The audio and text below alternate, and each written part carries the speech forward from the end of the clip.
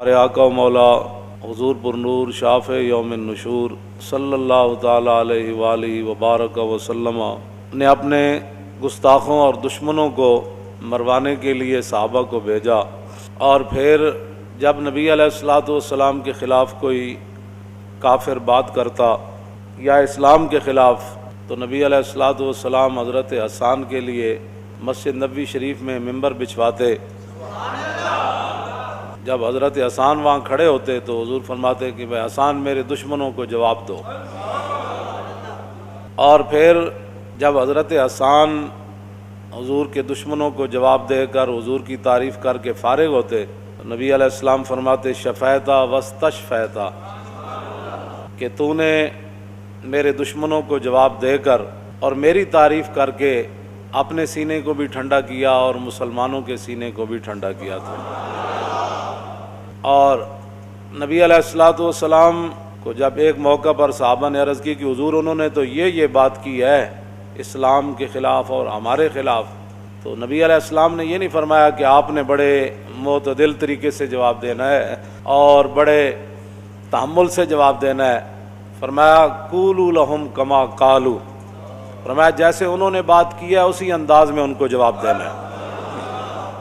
تو یہاں بڑا چرچا ہے کہ جی اقوام متحدہ کے پلیٹ فارم پر حضور کی عزت کی بات کی گئی ہے، اور چونکہ اقبال کہتا ہے کہ اس میں کیا شک ہے کہ محکم ہے یہ ابلیسی نظام، اور پختہ تر اس سے ہوئے خوئے غلامی میں عوام، آرزو اول تو پیدا ہو نہیں سکتی کہیں، ہو کہیں پیدا تو مر جاتی ہے یا رہتی ہے خام، تو پختہ افکار کہاں ڈھونڈنے جائے کوئی، اس زمانے کی ہوا رکھتی ہے ہر چیز کو خام۔ ہماری قوم چونکہ خوئے غلامی میں بہت آگے ہے، اور خاص میں خود بھی پنجابی ہوں، خاص کر کے پنجابیوں کے بارے میں تو یہاں انگریز 100 سال بڑے مزے سے حکومت کر کے گیا ہے، اور بڑے بڑے اعلیٰ اس کو خدام یہاں ملے، اور جنہوں نے سالانہ جا کر وائسرائے ہند اور ملکہ برطانیہ کو وہ کتابیں میرے پاس پڑھی ہے، اپنی رپورٹ پیش کرتے تھے کہ آپ کے دور میں تو شیر اور بکری نے ایک جگہ پانی پیا ہے، اور انگریزوں کو اعلیٰ حضرت تک لکھ کر اپنے سپاس نامے پیش کرتے رہے، ایسے وہ تھوڑے 100 سال یہاں گزار گئے۔ تو ان کی تو خو یہ ہے کہ بھائی انہوں نے، اقبال کہتا ہے کہ بہت تازہ پسند ہے مذہب میں اس کی طبیعت،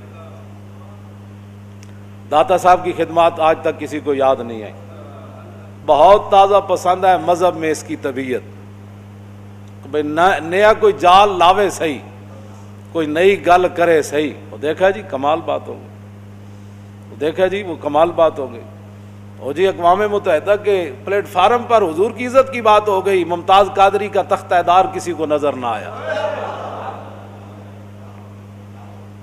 ممتاز قادری کی جیل کسی کو نظر نہ آئی، اور دودھ پیتا بچہ چھوڑ کر جیل میں جا بیٹھا، اور اتنا سارا بچہ چھوڑ کے تختہ دار پر جھول گیا، اس پر کسی کو ناموس رسالت کا پتہ ہی نہیں، بھی ممتاز قادری شاید شوقیہ وہاں جھولتا رہا ہے، ہاں جی، اس پر کسی کو کوئی پریشانی نہیں ہوئی، اور اس کو قاتل کہنے والا، اور وہ جا کر اقوام متحدہ میں حضور کی عزت کی بات کرتا ہے جو ممتاز کو قاتل کہہ رہا ہے، اور قوم کو کہا دیکھا جی وہ ناموس رسالت کی کیسی بات اس نے کی ہے جناب۔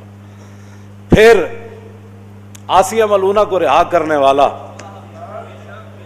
اور اس کے بدلے میں تاریخ لبیک یا رسول اللہ کے ہزاروں کارکنوں کو اندر کرنے والا، اور حافظ اور قاریوں کو سید زادوں کے گھروں میں بھی ان کی دیواریں پھلانگ کر سید زادیوں کی تقدس کو بھی پامال کرنے والا، اور مساجد میں 10-10 15 دن نماز نہ ہوئی، جوتوں سمیت فورسز بیٹھی رہی، مساجد کی عزت اور حرمت پامال ہوئی، اور 2 عالم شہید ہوئے اس دوران، مولانا یوسف سلطانی جیل میں شہید ہو گئے، علامہ منیر احمد نعمانی باہر آ کر شہید ہو گئے، ہزاروں دہشت گردی کے پرچے کٹے، حضور کی عزت کی خاطر جو لوگ باہر نکلے ان کے خلاف پرچے کٹے، قوم کو وہ ناموس رسالت کی بات یاد نہ رہی، اور 2 جملے کہنے پر کہا جی دیکھا ہے اس نے وہ کیسی بات کی، تو میں نے کہا وہ بات وہاں کرتا نا، اگر وہ سٹیج پر بات کر رہا تھا تو جو آیت میں نے آج پڑھی ہے یہ آیت پڑھتا نا، کہ بھائی آپ کو کیا تکلیف ہے 295 پر؟ اللہ نے فرمایا قرآن میں کہ جو اللہ اور اس کے رسول کو ایذا دیتے ہیں ان پر لعنت ہے دنیا آخرت میں. کہ تاریخ لبیک یا رسول اللہ نے تو پوری دنیا میں مسئلہ ناموس رسالت اجاگر کر دیا ہے، پوری امت کی توجہ ان کی طرف جا رہی ہے. ہاں جی، یہ ساحری جو تم نے وہاں کیا ہے اس پر یہ آیت پڑھتا نا کہ بھائی 295 کے خلاف آپ بھی روزانہ بک بک کرتے ہیں. ہمارے ملک میں بھی لوگ حضور کی عزت کے قانون کے خلاف باتیں کرتے ہیں. یہ تو قرآن کہتا ہے کہ جو اللہ رسول کو ایذا دیتے ہیں ان پر دنیا میں بھی اللہ کی لعنت ہے اور آخرت میں بھی اللہ کی. دنیا میں لعنت کیا ہے؟ کہ دنیا میں گستاخ رسول قتل ہوگا، یہ لعنت ہے اس کے لیے. اور آخرت کی لعنت یہ ہے کہ اسے جہنم میں ڈال دیا جائے گا. تو یہ بات بیان کرتا نا وہاں کہ جناب یہ آپ کو پریشانی نہیں ہونی چاہیے، یہ رسول اللہ کا اپنا فرمان ہے، من سب نبیا فاقتلوہ. اس کے راوی سارے ائمہ اہل بیت ہے، مولا علی اس کے راوی ہیں. فرمایا کہ جو نبی کے بارے میں بات کرے اس کی سزا صرف یہ ہے کہ اس کو قتل کر دیا جائے. اور اس کی 2 تقریریں کہتے دیکھے جی وہ کیسی تقریر کی. میں نے کہا وہاں کہتا نا، اس وہاں جا کہتا کہ جو بھی حضور کے خلاف آئندہ بات کرے گا ہم خود اس کو قتل کریں گے. وہاں میں یار حضور کی عزت کا اور ہے اور یہاں حضور کی عزت کا معیار اور ہے. وہاں قانون ناموس رسالت کوئی اور ہے، یہاں قانون ناموس رسالت کچھ اور ہے. ہجرت سے پہلے بھی صدیق اکبر نے رسول اللہ کی خاطر منہ پر جوتے کھائے اور ہجرت کے دوران بھی سب اپنے جسم پر لڑوائے اور پھر حرکت بھی نہ کی. اور پھر جب میدان حدیبیہ آیا تو عروہ بن مسعود نے صرف اتنی بات کہی کہ یہ آپ کو چھوڑ جائیں گے.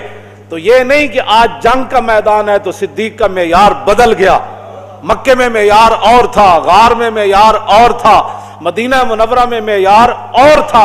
نہیں، جب میدان حدیبیہ میں ممکن تھا صدیق اکبر کے اس جملے سے معاہدہ ٹوٹ جاتا اور جنگ چھڑ جاتی، لیکن صدیق اکبر نے فرمایا یہ جنگ چھڑے یا صدیق کی جان چلی جائے یا سارے صحابہ شہید ہو جائے، اس سے ہمیں کوئی غرض نہیں، ہمیں تو غرض حضور کی عزت اور ناموس کے ساتھ. وہاں بھی صدیق اکبر نے اتنا ہی عروہ بن مسعود نے کہا. اور جب معاہدہ لکھا جا رہا تھا اور حضور جلوہ گر تھے تو عروہ بن مسعود نے دیکھا کہ بلال ہے، صہیب ہے، سلمان ہے، ابو بکر ہے، عمر ہے، یہ سارے مختلف قبیلے، ابو عبیدہ ہے، سعد بن ابی وقاص ہیں. اس نے کہا کہ واللہ انی لا ارا، یہ میں مختلف قسم کے چہرے دیکھ رہا ہوں، مختلف قبیلوں اور نسلوں کے لوگ میں دیکھ رہا ہوں. یہ دیکھیں صہیب جو ہے وہ روم سے آیا اور سلمان فارس سے آیا، بلال حبشے سے آیا، صدیق کا اپنا قبیلہ ہے، ابو عبیدہ، یہ سارے مختلف قبیلوں نسلوں کے لوگ ہیں. آپ ان پر اعتماد کر کے ہم سے لڑنا چاہتے ہیں؟ ان یفروا ویدعوا، ان یفروا ویدعوا، یہ بھاگ جائیں گے اور عین موقع پر یہ آپ کو چھوڑ جائیں گے. اتنی بات کہی عروہ بن مسعود نے. معاہدہ لکھا جا رہا تھا تو سیدنا صدیق اکبر نے یہ نہیں کہا یہ جنگ کا موقع ہے، حضور موجود ہے، حضور خود جواب دے. جب حضور خود موجود ہے تو حضور کے سامنے بولنا تو بے ادبی بن جائے گی. حضور خود جواب اس کا نہ بغیر سوچے سمجھے اس کے منہ سے یہ جملے ختم ہوئے. فقال له ابو بکر امسس بزر اللات انحن نفر عنہ وندعو، فرمایا جائے لات اور منات جو تمہارے بت ہیں ان کے پیشاب جا کر چاٹو، نہ ہم حضور کو چھوڑنے والے ہیں نہ چھوڑ کر بھاگنے والے ہیں. اور جب آپ حکمران بنا دیے گئے، صدیق اکبر خلیفہ بن گئے، تو کیا پھر معیار بدل گیا؟ کیوں جی؟ وہ مکے والا معیار نہ رہا، بدر والا معیار نہ رہا، اور پھر غار والا معیار نہ رہا، حدیبیہ والا معیار نہ رہا. کیا پھر صدیق اکبر پر بوجھ بن گیا؟ بوجھ جب پڑا خلافت کا تو کیا صدیق اکبر کے مزاج میں کوئی تبدیلی آ گئی؟ نہ پھر آپ نے وہی بات فرمائی. فرمایا جب وہاں وہ اس پلیٹ فارم پر کہتا نا کہ حضور ہمارے آخری نبی ہیں، اور حضور کے بعد جو بندہ بھی دعویٰ کرے نبوت کا وہ کافر اور مرتد ہے. ناموس رسالت کا مسئلہ تو یہ تھا کائنات جی. وہاں جا کر یہ کہنا کہ ہمیں تکلیف ہوتی ہے، یہاں تکلیف بالکل نہیں ہوتی.